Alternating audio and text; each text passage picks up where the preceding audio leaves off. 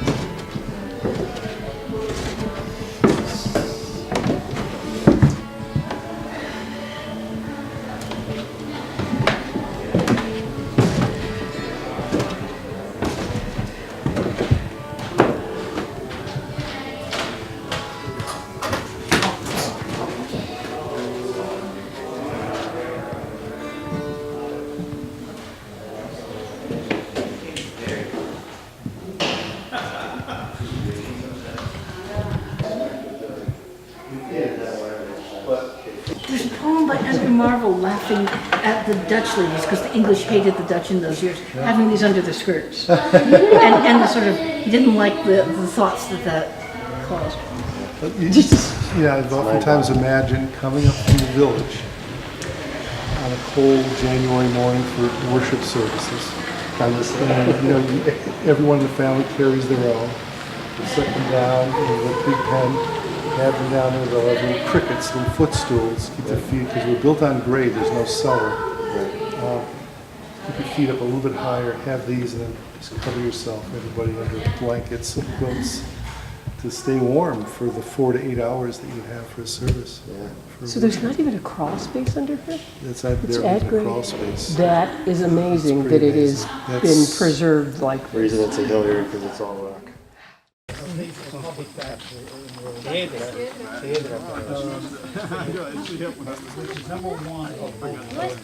Yeah, I didn't see where the name was sort of above. Wales, I mean, sort of the country club.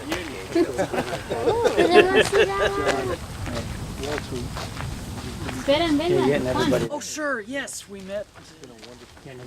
Well, good. I'm glad you enjoyed it. Are you it today? I'm the docent. Yeah, okay.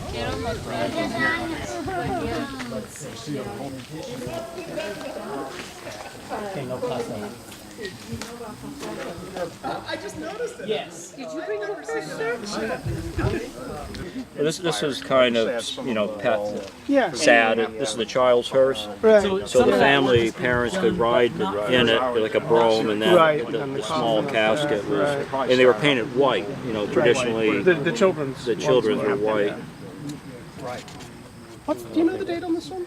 No, whenever anybody asks me a question like that, I always go, 1890 to 1910. Oh yeah. Okay. Yeah, it's.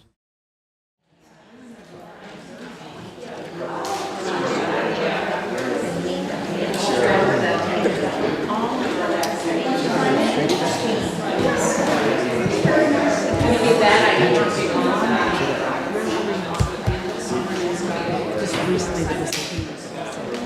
It is a little bit. Yesterday,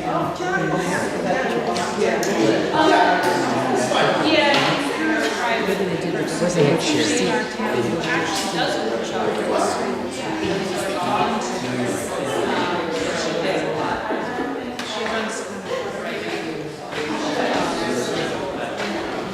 Good afternoon. Whether everybody's finished with their hot dogs and cheeseburgers yet, but we'll get started here. Welcome to the not air-conditioned Rockingham Meeting House. And if it seems uncomfortable, which maybe it will, maybe it won't, just remember that if you have ancestors who came to church here every Sunday, they sat through 2-hour sermons in this sort of temperature, or when it was well below zero outside. And when it was cold, they had only their little foot warmers and their many layers of clothes to keep them warm. So we can manage. Welcome to the 112th annual pilgrimage, the Rockingham Meeting House, commemorating the 231st, I had to stop and think about that one, anniversary of the beginnings of this building we're in. The pilgrimage commemorates the meeting house, the community that it served, and the state and indeed the nation.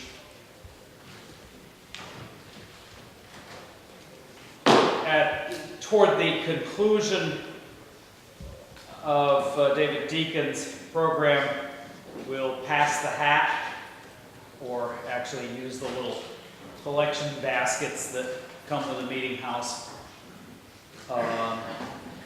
for a free will donation. That's above and beyond what you donated for your cheeseburger. And the funds that are raised help maintain the building and help keep this building and this program going year after year. If you look carefully, you may notice that here and there, some of the plaster in the ceiling needs a little work. The price tag for a little work for this ceiling will be fairly high. The town of Rockingham has been generous over the years in its support of this building, which it owns, but there's always something more that's needed, and your donation helps that happen.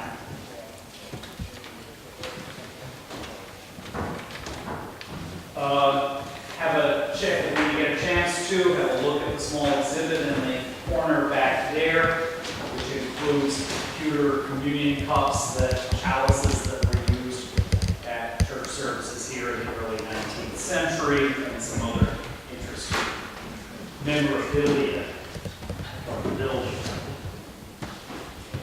That said, I'm going to pass the program on over to David Deacon, who is going to share with us history and memory in Vermont folk songs.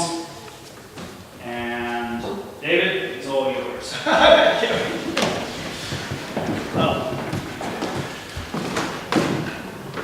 Thank you all for being here and coming and enjoying the wonderful building. If you're not from here, and if you are from here, you know how wonderful the cemetery is. It sounds like a strange thing to say, but we have some of the finest gravestone carving, certainly in this part of New England, it's just a wonderful, wonderful thing to see. My background, what I'm going to be doing is I am both a kind of social historian, that's how I was trained, but also a folklorist. And I've long been interested in music that was collected in this area, or music at least about this area, going way back into the 1980s. For a while in the 1980s, I played with some old fiddlers in this area. I'll just play a couple tunes that I learned from them. But what I want to sing today are songs that say something about this area and about Vermont. The great collection, why we have so much material, is near us in Springfield lived one of the greatest folklorists of the 1930s and 40s, Helen Harkness Flanders. She and her collaborators traveled Vermont and other parts of New England and collected over 4,000 songs. And they are preserved at Middlebury College. She published a series of books from the 1930s to the 1950s. And so we have quite a lot of material from her. And it's been a lot of fun over the years digging into and just sort of sitting down and singing songs from this. I want to start with a song that starts with the line, I'll sing to you of the good old times. It is a song called "In Old Pod Auger Times." Now, what's a pod auger, first of all? The term was used to mean in the olden days, basically. The old pod auger times.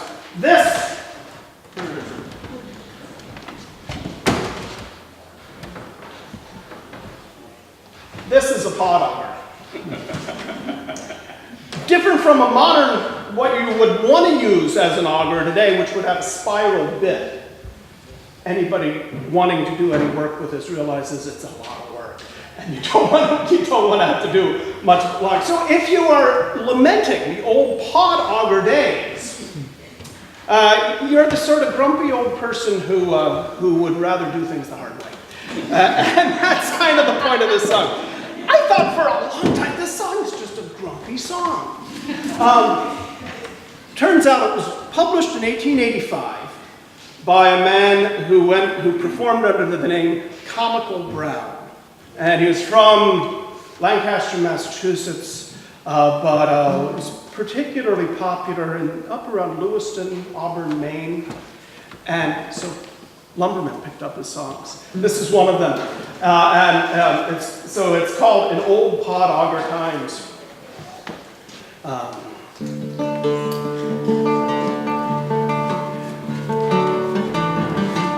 sing to you of the good old times when people were honest and true, before their brains were rattled and crazed by everything strange and new, when every man was a working man and earned his livelihood, and the women were smart and industrious and lived for their families' good.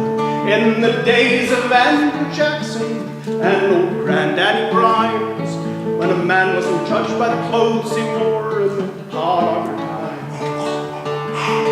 Young girls didn't hug and kiss their fellows whenever they came to court, nor paddle around on roller skates, nor pound a piano forte. They kept their men at a good arm's length and made them know their place. They played upon washboards and kettles and brooms with amazing skill and grace. They didn't lay abed till 11 a.m., got up in the morning betimes. They didn't run away when the old man's coachman and old pod auger time.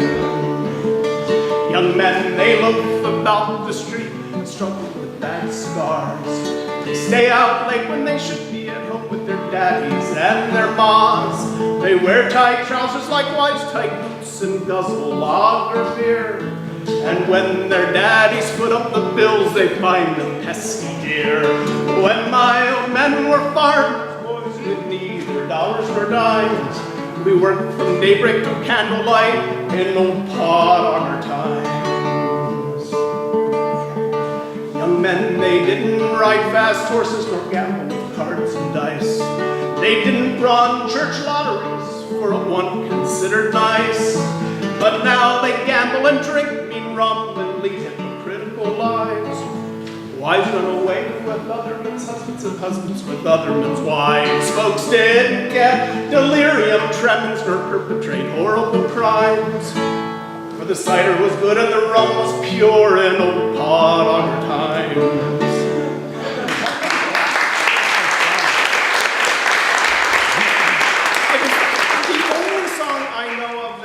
Mentions delirium tremens.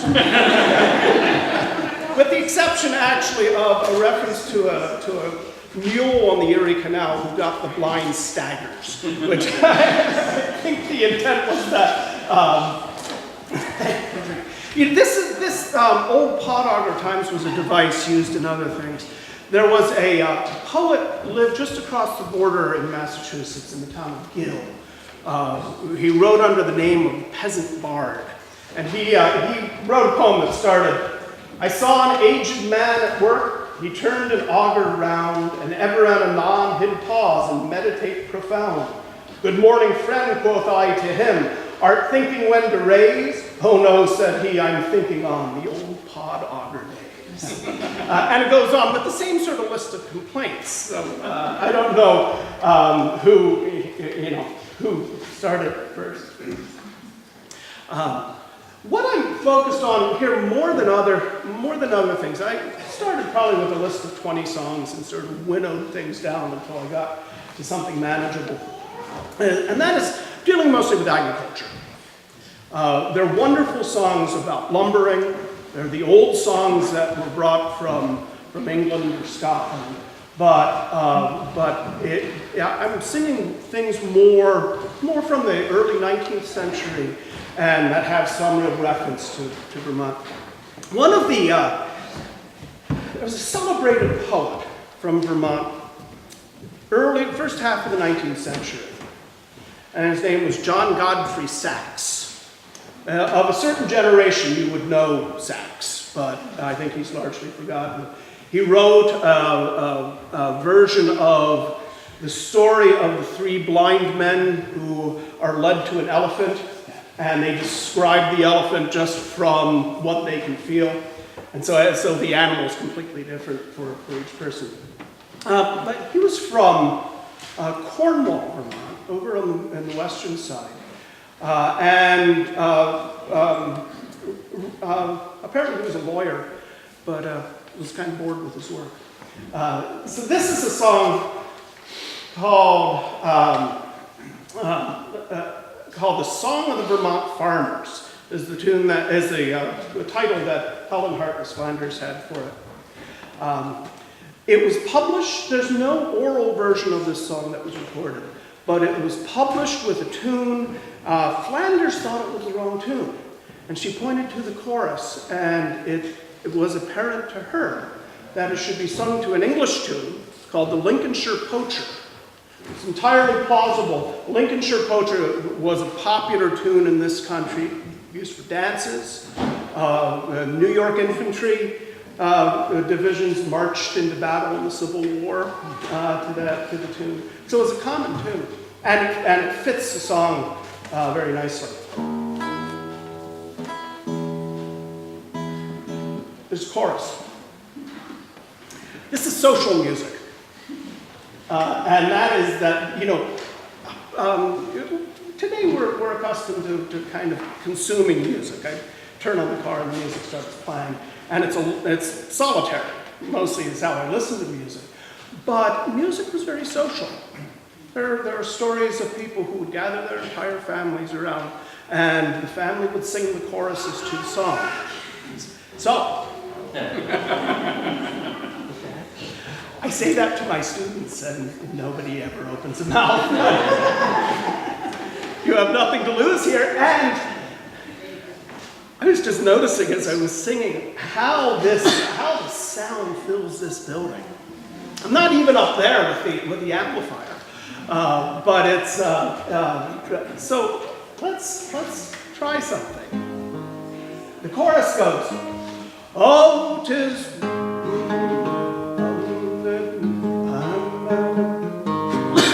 Oh, 'tis my delight on a summer's night to sing a farmer's song. Oh, 'tis my delight on a summer's night to sing a farmer's song. Let's do it again. 'Tis my delight on a summer's night to sing a farmer's song. Oh, 'tis my delight on a summer's night to sing a farmer's song. Good. Have you ever heard tell of the farmers who live among the hills, where every man's a sovereign and owns the land he tills, and all the girls are beautiful, all the boys are strong? Oh, 'tis my delight on a summer's night to sing a farmer's song. Oh, 'tis my delight on a summer's night to sing a farmer's song. 'Tis here the tall and manly Green Mountain boys are seen, so called because the mountains and not the boys are green. They'll always fight to win the right and to resist the wrong. Oh, 'tis my delight on a summer's night to sing a farmer's song. Oh, 'tis my delight on a summer's night to sing a farmer's song. 'Tis here the true and fairest of Yankee girls are caught, with every grace of form and face that e'er a lover sought, and every art to win his heart and hold him long and strong. Oh, 'tis my delight on a summer's night to sing a farmer's song. Oh, 'tis my delight on a summer's night to sing a farmer's song. 'Tis here the Morgan horses and Blackhawk steeds abound, for grace and beauty, strength and speed, their equals can't be found. They'll always go with fleetly and always coming strong. Oh, 'tis my delight on a summer's night to sing a farmer's song. Oh, 'tis my delight on a summer's night to sing a farmer's song. 'Tis here the true merinos of pure imported stock are often seen to range and green in many a noble flock.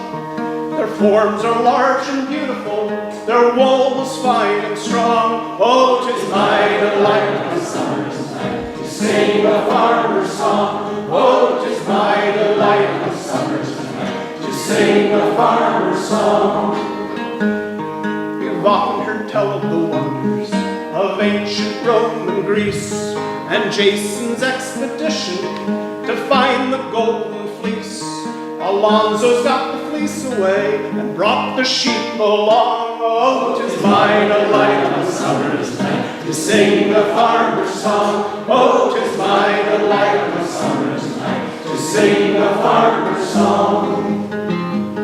And here's a health to the shearers and many joyous years, who with the will and ready skill propel the busy shears, with hearts sincere and conscience clear and voices loud and strong. Oh, 'tis my delight on a summer's night to sing a farmer's song. Oh, 'tis my delight on a summer's night to sing a farmer's song. And here's a health to Bingham and all true shepherd men, who may have and keep himself and sheep till shearing comes again. And then may we be there to cheer and help the sport along. Oh, 'tis my delight on a summer's night to sing a farmer's song. Oh, 'tis my delight on a summer's night to sing a farmer's song. Alonzo Bingham is the person referred to in this song. He was one of the largest breeders of merino sheep in Vermont. We forget, I think, sometimes that before the Civil War, Vermont was known for its sheep.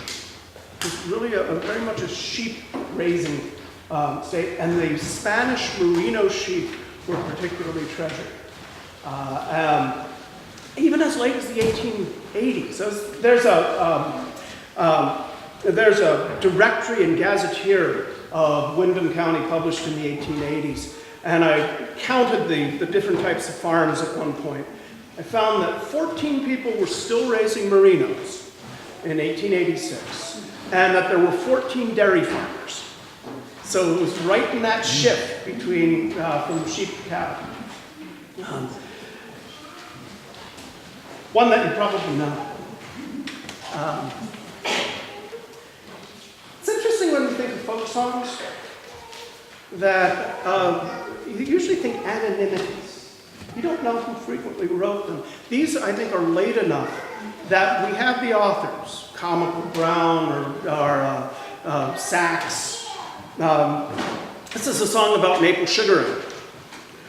Probably this has become a very popular song in our times.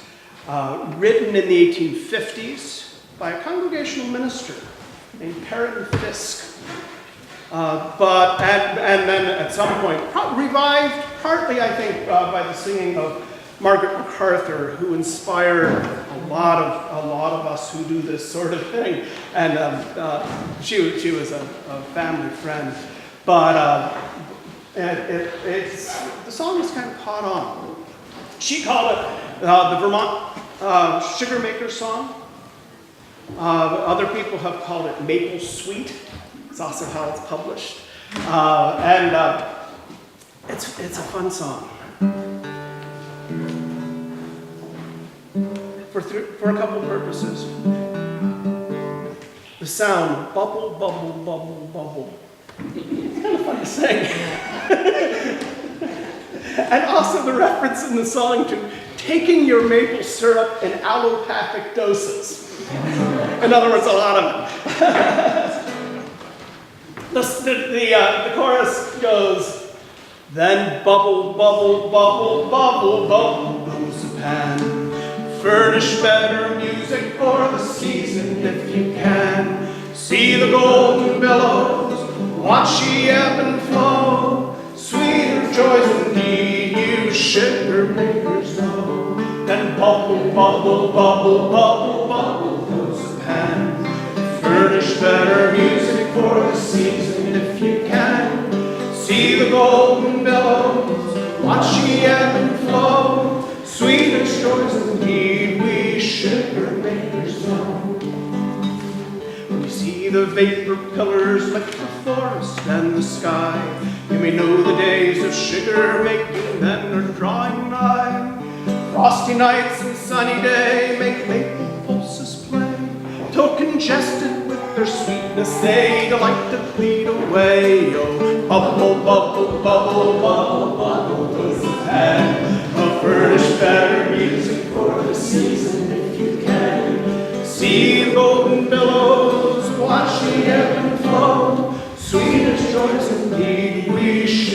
makers know. When you see the farmer trudging with his dripping buckets home, you may know the days of sugar making then have fairly come.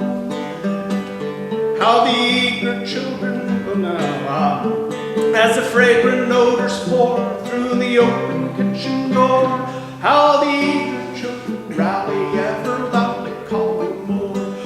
Bubble, bubble, bubble, bubble, bubble, close of hand. Furnish better music for the season if you can. See the golden billows washing ebb and flow. Sweetest joys indeed, ye sugar makers know. So you say you don't believe me, take a saucer and a spoon. Though you're sourer than a lemon, you'll be sweeter very soon. The greenest leaves you see on the spreading maple tree, how they sip and sip all summer will the autumn beauties be. Oh, bubble, bubble, bubble, bubble, bubble, close of hand. Furnish better music for the season if you can. See the golden billows, watch the ebb and flow. Sweetest joys indeed, we sugar makers know. And for hope or love or any other sickness is the thing, take an allopathic doses and repeat it every spring, till everyone you meet, if at home or on the street, will have half a mind to bite you. You will look so very sweet. Oh, bubble, bubble, bubble, bubble, bubble, close of hand. Furnish better music for the season if you can. See the golden billows, watch the ebb and flow. Sweetest joys indeed, you sugar makers know.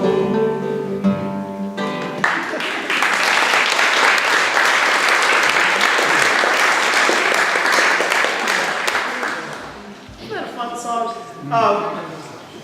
Flanders, when she was collecting things, she found printed versions of it and talked to people who remembered it, but she didn't record any oral versions of it. But it's a wonderfully singable song. At one point, I was living in Belfast, Maine, and I introduced myself once at church, and an elderly woman came up to me, said, my grandfather was a man named Lyman Simpson Hayes. Lyman Hayes was a great town historian for Rockingham in this area. His work is tremendously useful still, his meticulous research. But she told me a story about him, what she remembered when she was a girl. They would come to visit, and for dinner they would have biscuits. And you would take the biscuit, stick your thumb in it, and then pour maple syrup into the hole. So she associated this area with maple syrup. In the 1880s, one of the farmers making sugar in Rockingham had 1,000 trees, and there were still some 20 people with, as the term at that point was a sugar orchard. So maple syrup was a big bit of the local economy. Why do I have young Charlotte there?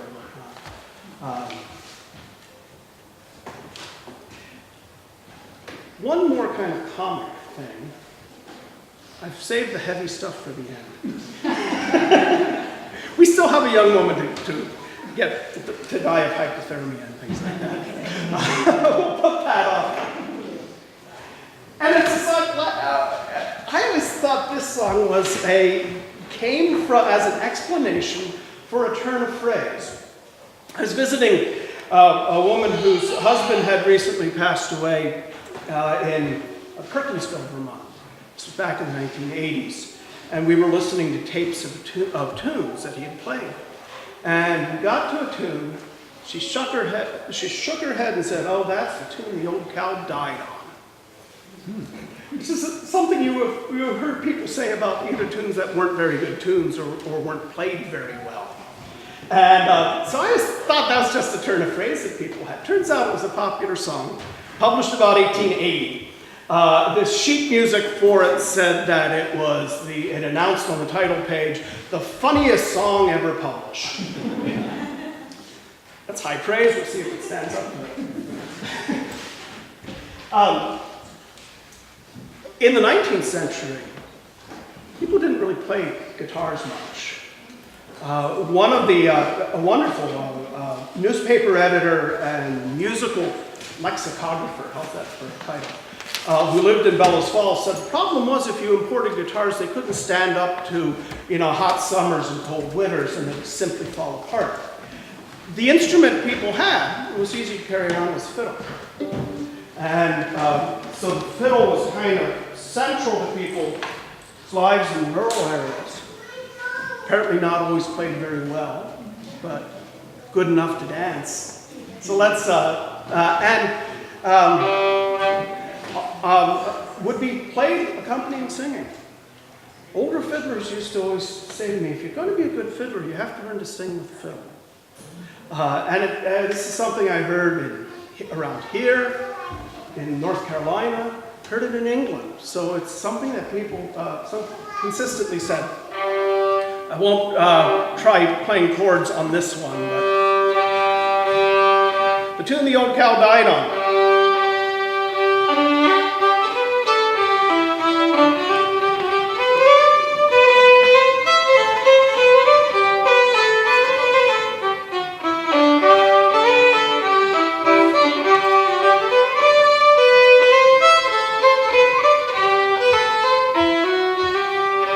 Chorus, and this was the tune Roy called all the song the maple grove.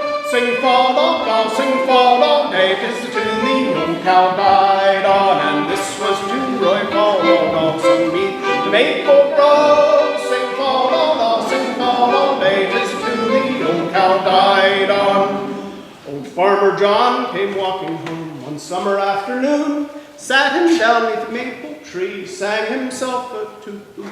The farmer sang till the cows came up, round him formed a ring, for they never heard old Farmer John attempt before to sing. And this was the tune Roy followed beneath the maple grove. Sing fa-da-da, sing fa-da, it is the tune the old cow died on. The oldest cow in the farmer's herd tried hard to join the song. The melody she could not get, though her voice was loud and strong. The farmer laughed till the tears ran down his cheeks like apples red, till the cow got mad and tried to sing until she dropped down dead. And this was the tune Roy called underneath the maple grove. Sing fa-da-da, sing fa-da, it is the tune the old cow died on. The farmer had an inquest held to see what killed his cow. A jury sat and a verdict brought, which I mean to tell you now. They said the cow would be living yet, to chew her cud with glee. The farmer John had sung that song beneath the maple tree. And this was the tune Roy called beneath the maple grove. Sing fa-da-da, sing fa-da, it's the tune the old cow died on.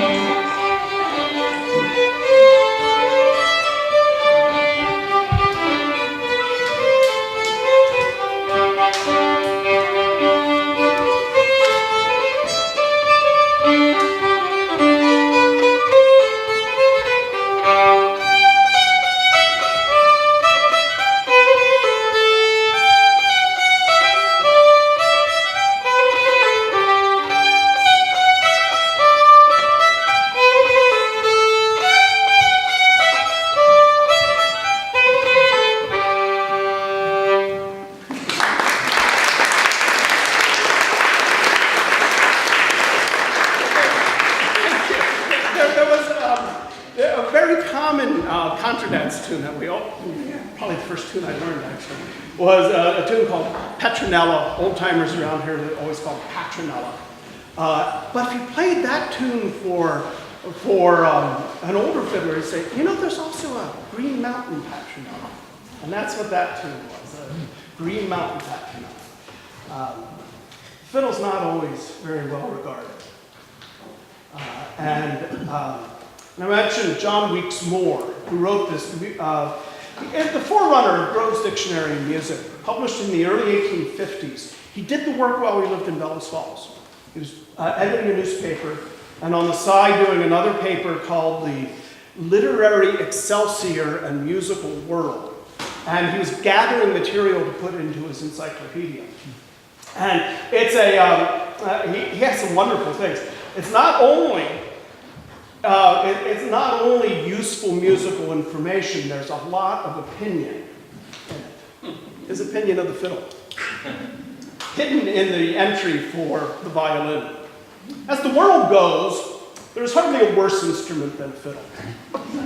We had as leaf here the filing of a saw as 99/100ths of the vile scraping of catgut with which the world is annoyed. Our puritanical ancestors had even a worse opinion of it than we of the present day. A fiddle in the meeting house was by them regarded as downright sacrilege. Now all this bad odor grows out of a want of knowledge of and skill upon the instrument. As a simple instrument, it stands at the very head of the list. Nothing can surpass it when in the hands of a skillful performer. For richness and variety of tone, it is almost a miracle. Persons who have never heard it can have no idea of it. Talk to them of a fiddle, and they think of nothing but the unearthly scrapings, to the time of which, in their younger days perchance, they shaved it down in the chorus jig or Money Musk. And as we're going to hear it, commend them to a hurdy-gurdy first. Well, Money Musk and the chorus jig in the meeting house. John Weeks Moore, resting peacefully in Manchester, New Hampshire, is going to maybe come and visit, I don't know. Money Musk is one of those tunes that any New England fiddler would learn fairly early on. This is perhaps an unusual version of it. I learned it from a fiddler from Chester by the name of Ralph Bates, somebody I played with. And he had learned in the first 2 decades of the 20th century. And he had learned some tunes from an itinerant fiddler who went around and played for dances. So this is his version of Money Musk, and then we'll go into the chorus jig. It's not a jig after all. Usually think a jig goes da-da-da-da-da-da-da-da-da-da, and this doesn't have that rhythm. But it's always been called the chorus jig. Let's see.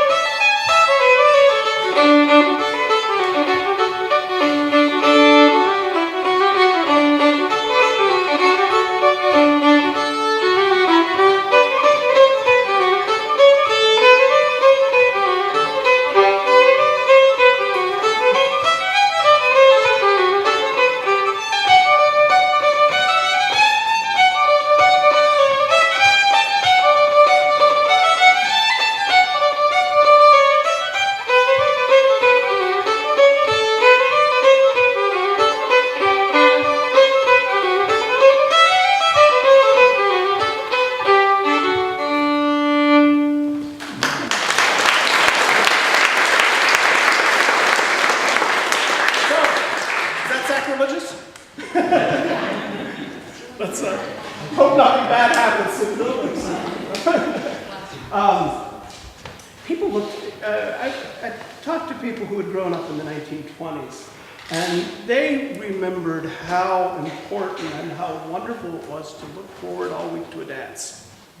And that in around 20 Mile Stream in Cavendish, one person remembered that on the night of a dance, somebody would come around with a big sled, like you would haul logs with, and gather up all the people onto this sled, complete with musicians. And the musicians she remembered were an unusual group: fiddle, a pump organ, harmonium, and cornet. And I would love to try that combination sometime, how the fiddle would combine with the cornet. I'm not sure, but it sounds intriguing. Downside of dancing. It's one particularly tragic story. This is where memory and history become kind of confused a little. The song is called Young Charlotte. And it's about a young woman who's going to a dance, but because of her own vanity, meets with tragedy. I won't give away too much of the story.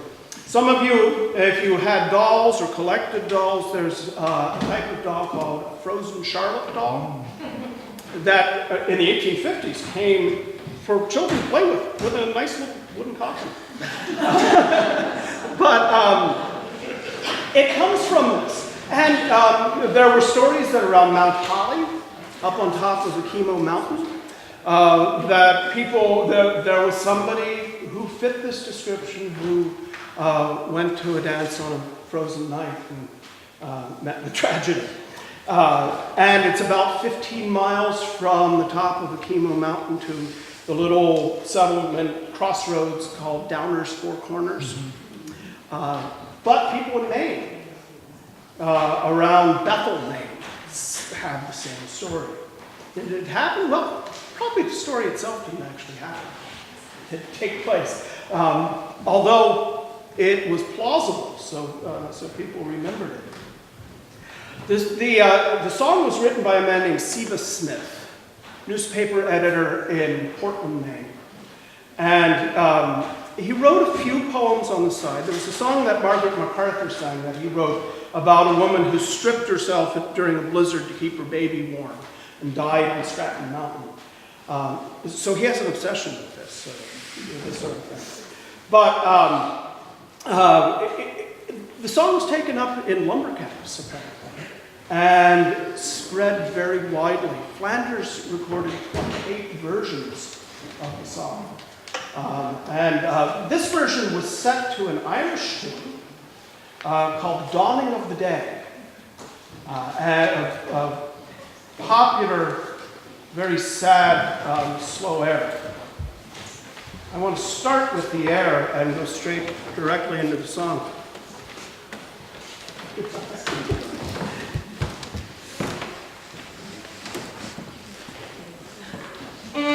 So we'll start with the Dawning of the Day.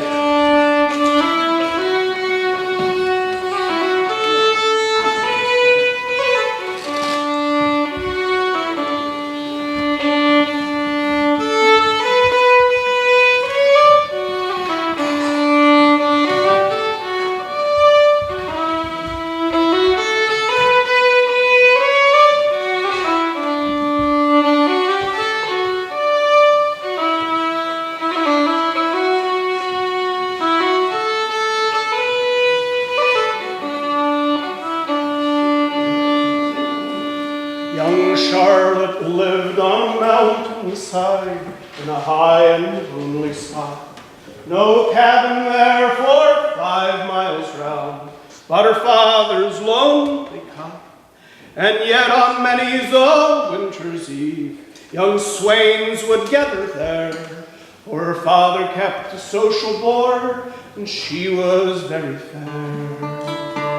Her father longed to see her dressed as fine as a city belle, for she was the only child he had, and he loved his daughter well.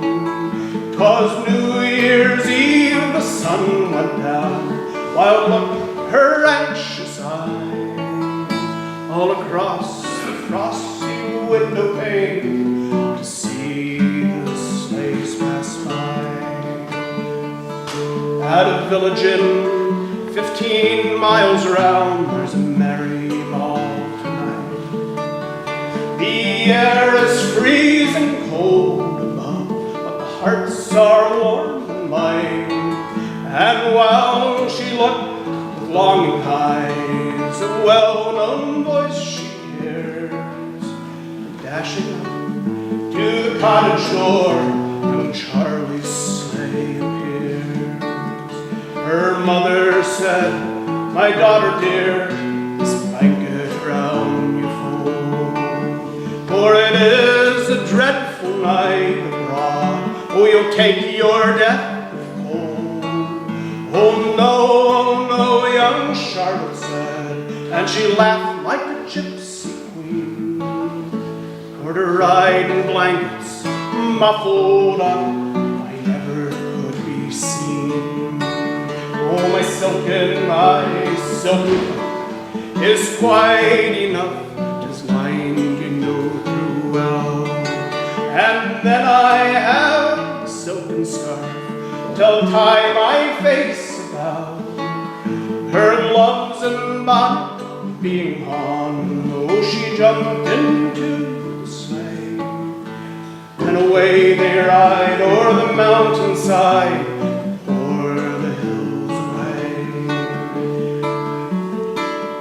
There's merry music in the bells, o'er the hills they go, and the creaking rake the runners make as they bite the frozen snow. Then o'er the hills and faster o'er, by the cold starlight, when Charles in these few frozen words asks the silence grows. Such a night as this I never knew, my reins I scarce can hold. Young Charlotte said with a trembling voice, "I am exceeding cold." He cracked his whip, which urged his steeds much faster than before. And then the other 5 miles round, in silence were rode. How quick, says Charles, the freezing ice is gathering on my brow. Young Charlotte said with a feeble voice, "I'm growing warmer now." Then o'er the hills and faster o'er, by the cold starlight, until they reached the village inn and the ballroom was in sight. They reached the inn, Charles sprang out, giving his hand to her. "Why sit you like a monument? What has no power to stir?" He called her name again and again, she answered not a word. He called her name again and again, but yet she never stirred. He took her hand in his, oh God, 'twas cold, hard stone. He tore the mantle from her brow, and the cold light on her shone. Then quickly to the lighted hall, o'er lifeless form he bore, for Charlotte was a frozen corpse, and a word spake nevermore. He knelt himself down by her side, and the bitter tears did flow.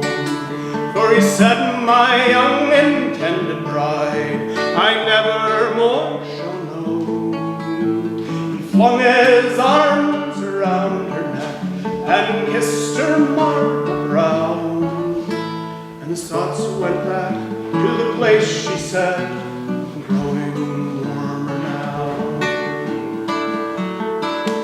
He bore her out into the sleigh, and together they rode home. And when they reach a cottage door, oh, how her parents mourn. They mourn for the loss of their daughter dear, and Charles mourned o'er her gloom. When Charles is hurt, with grief did break, and they slumber in one tomb.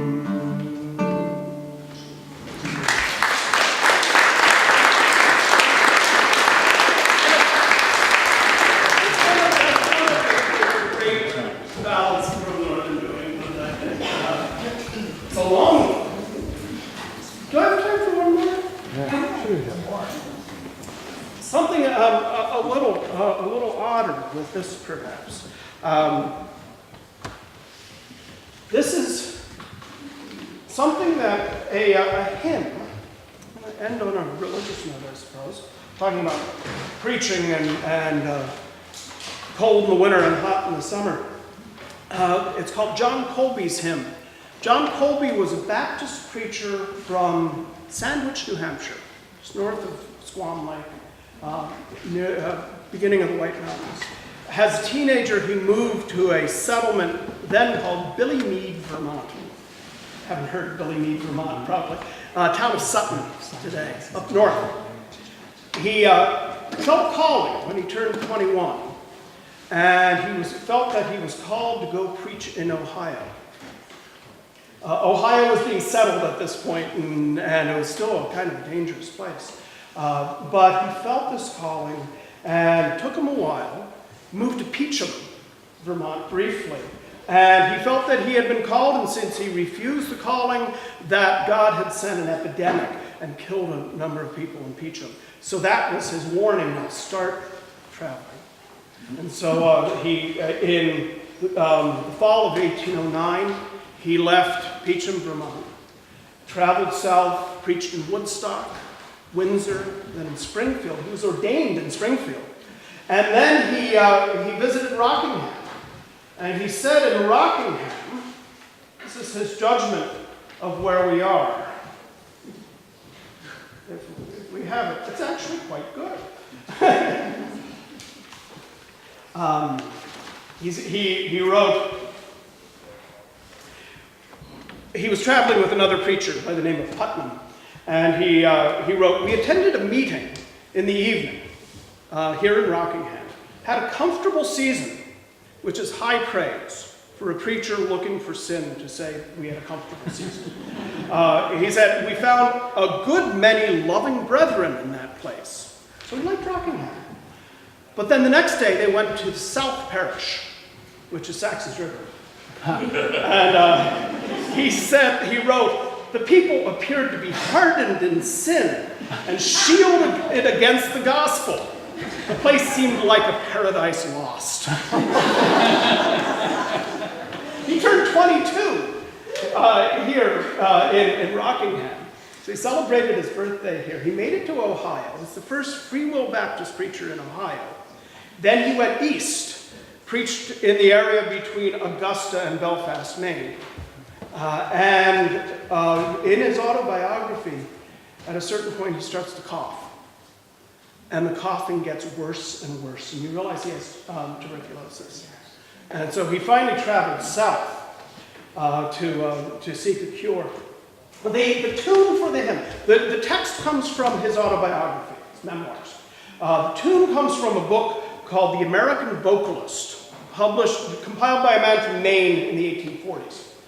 And what we know about the man who compiled this hymnal is that he was a Methodist preacher, and he would visit his congregation and take his fiddle with him, and they would sit and sing hymns. So what I want to try to do is recreate some of his sound. Let's see if it works. Actually, it should work. I can practice it.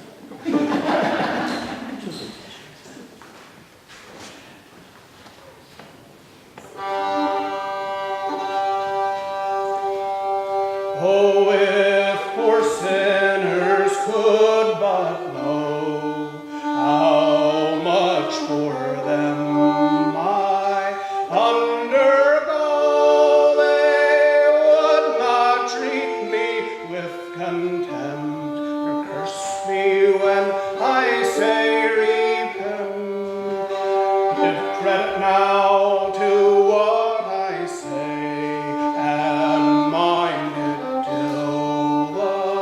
Judgment day of God I'm sent, constrained to go to call upon both high and low. I draw no pension here below to pay my charges.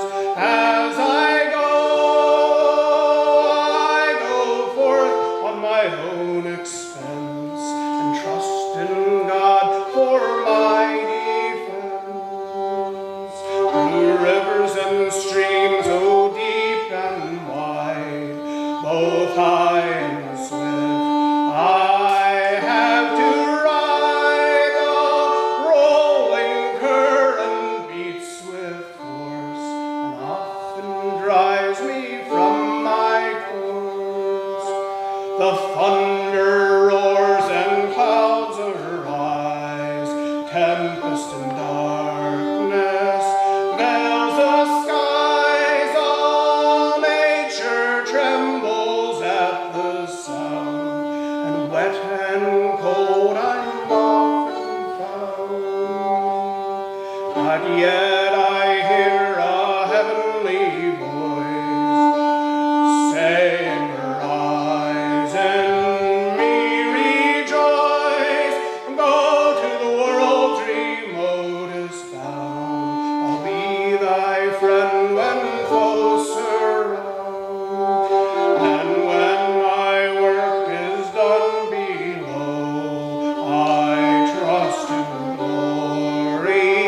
I shall go and take my lofty distant flight, and dwell with saints in glory bright, meet all my Father's children there, and in God's kingdom have a share."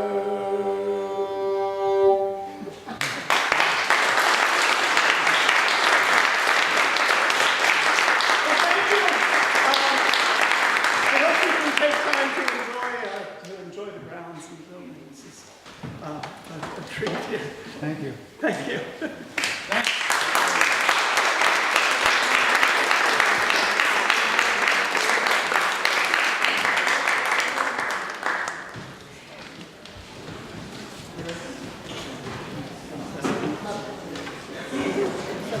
I went to Marburg Conference. And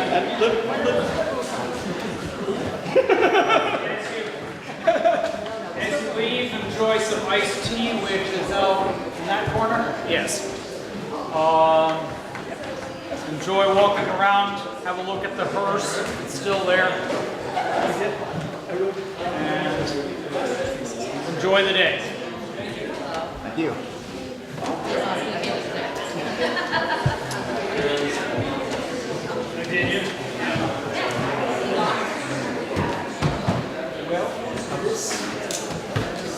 These bands have been happening every summer.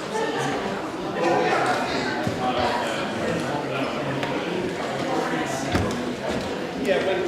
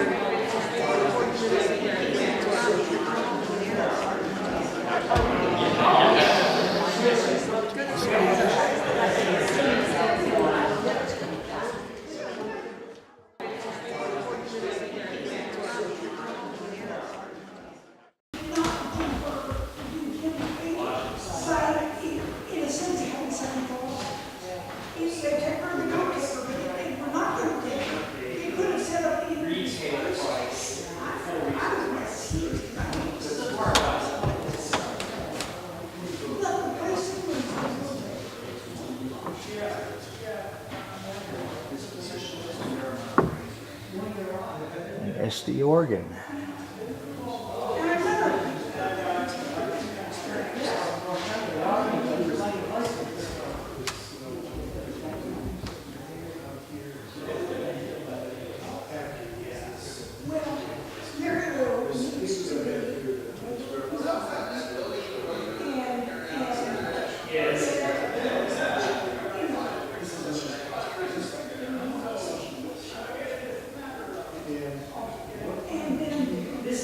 This one I think is fairly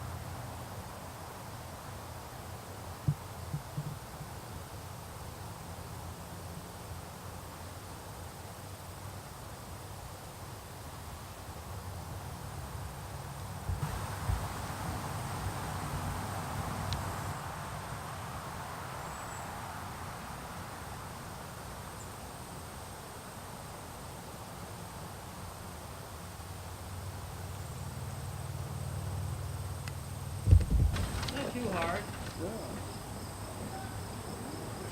Peddler's car.